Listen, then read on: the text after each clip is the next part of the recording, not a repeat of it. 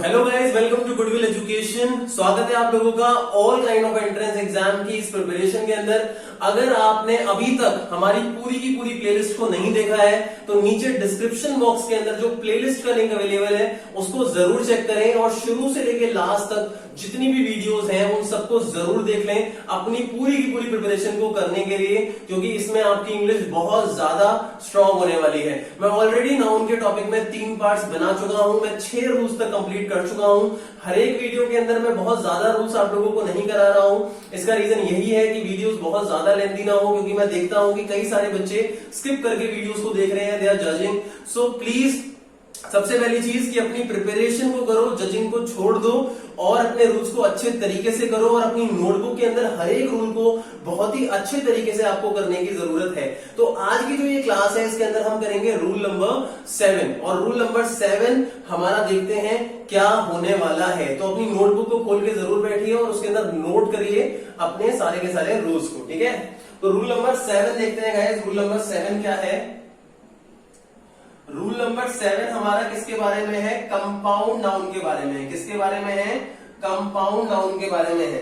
तो compound noun क्या होता है? कंपाउंड नाउन होता है जब एक नाउन के बीच में एक हाइफन है और एक दूसरा नाउन है, और हो सकता है उसके बाद भी हाइफन हो और तीसरा नाउन हो, ठीक है। तो यहाँ पे मेनली बात की जा रही है कि एक हाइफन आपका आएगा और एक दूसरा नाउन, नाउन 1 और नाउन 2, इसको मिला के आपका एक सिंगल नाउन बनेगा। तो ये आपका कौन सा नाउन होगा? ये आपका कंपाउंड नाउन होगा। फॉर एग्जाम्पल जैसे मैंने यहाँ पे लिखा ब्रदर इन लॉ, ठीक है, ऐसे मैंने लिखा मदर इन लॉ, ये आपका क्या होगा? कंपाउंड नाउन होगा। अब इस कंपाउंड नाउन के अंदर मेरे को आपको क्या बताना है? मेरे को आपको इसमें ये बताना है रूल 7 में कि how to make plural form of a compound noun. तो गाइस इसका मतलब ये है कि कोई भी कंपाउंड नाउन आपके सामने होगा तो उसकी प्लूरल फॉर्म आप कैसे बनाओगे, आपको इस बात को ध्यान में रखना है। तो चलिए देखते हैं किस तरीके से हम उसकी प्लूरल फॉर्म बनाएंगे। जैसे यहाँ पे ब्रदर इन लॉ है तो इसका प्लूरल ब्रदर इन लॉज होगा या ब्रदर्स इन लॉ होगा, ऐसे ही मदर्स इन लॉ होगा या मदर इन लॉज होगा। प्लूरल फॉर्म कैसे बनेगा? तो आपको ध्यान में क्या रखना है कि जब भी आप इसका प्लूरल फॉर्म बनाओगे we need to change the root word. We need to change the root word का मतलब ये हुआ कि जो उस कंपाउंड नाउन का रूट वर्ड होगा आपको उसको चेंज करना है। रूट वर्ड क्या है? जैसे ब्रदर इन लॉ में रूट वर्ड ब्रदर है, ऐसे मदर इन लॉ में रूट वर्ड क्या है? मदर है। तो आपको इसको चेंज करने की जरूरत है, इसका प्लूरल क्रिएट करने की जरूरत है। तो इसका मतलब कि ब्रदर इन लॉ का क्या होना चाहिए? ब्रदर्स इन लॉ होना चाहिए। ऐसे ही मदर इन लॉ का क्या होना चाहिए? मदर्स इन लॉ होना चाहिए। समझ में आई मेरी बात? क्लियर हुई? कोई दिक्कत? अब ऐसे एक और देखो, मान लो मैंने लिखा मेजर जनरल, ऐसे ही मैंने लिखा कमांडर इन चीफ, ऐसे ही मैंने लिखा चीफ मिनिस्टर, ठीक है। अब इसमें रूट वर्ड क्या है? पहले वाले में बताओ, ये पहला, ये दूसरा, ये तीसरा। इसमें मेजर वर्ड जनरल है, फाउंडेशन वर्ड रूट वर्ड, इसमें कमांडर है और इसमें मिनिस्टर है। तो इसका होना चाहिए मेजर जनरल्स, है ना, और इसका क्या होना चाहिए आपका? कमांडर्स इन चीफ, और इसका क्या होना चाहिए? चीफ मिनिस्टर नहीं होगा, चीफ मिनिस्टर्स होना चाहिए, क्योंकि रूट वर्ड आपका मिनिस्टर होगा, ठीक है। अब इसके क्वेश्चंस कैसे बन सकते हैं नाउन फॉर्म के अंदर वो मैं आपको समझाता हूं, ठीक है। एक एग्जांपल हम लेते हैं, ओके।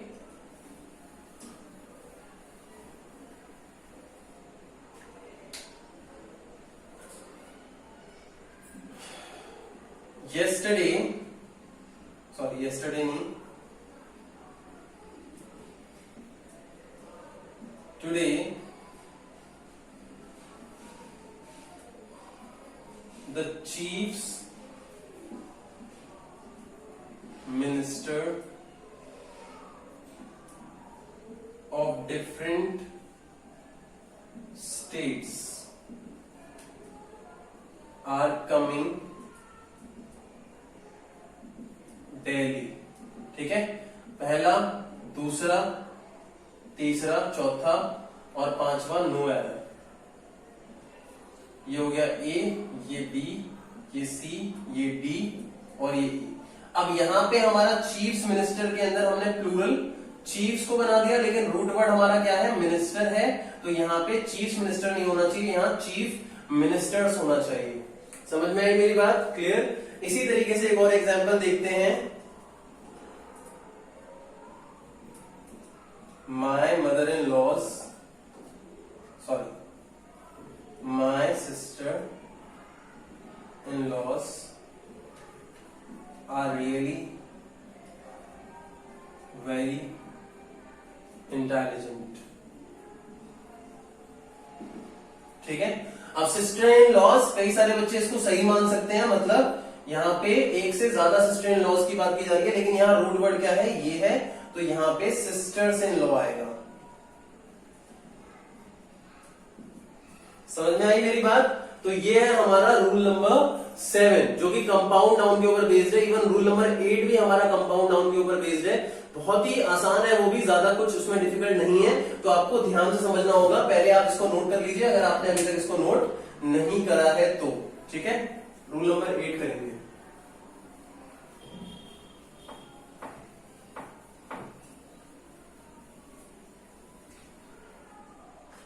तो स्टार्ट करते हैं गाइस हमारा रूल नंबर 8।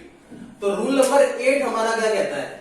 रूल नंबर 8 हमारा ये कहता है कि कंपाउंड नाउन को अगर हमें पॉसेसिव कैटेगरी के अंदर लेके जाना है, पॉसेसिव कैटेगरी का आपको पता ही होगा, पहले मैं समझा देता हूं अगर किसी बच्चे को नहीं पता। पॉसेसिव, ठीक है, किसी भी चीज के पॉसेसिव क्रिएट करने के 3 तरीके हो सकते हैं। एक ऑफ वाला तरीका, एक एपोस्ट्रोफी एस वाला तरीका, और तीसरा पॉसेसिव प्रोनाउन मारा, मतलब my, your, his, her, their, ये सारे के सारे जो वर्ड आते हैं। ठीक है, जैसे मैंने बोला it is a table of would. ठीक है, तो टेबल ऑफ वुड, समझ में आया? क्लियर? तो यहां पे ये ऑफ जो है वो इन दोनों के बीच में क्या शो कर रहा है, रिलेशन शो कर रहा है। उसी जगह पे मैंने बोला ही इज राम्स ब्रदर। अगर मैं चाहूं तो इस चीज को, राम्स ब्रदर जो है, इसको यहां पे ऑफ के साथ भी लिख सकता हूं, he is brother of Ram.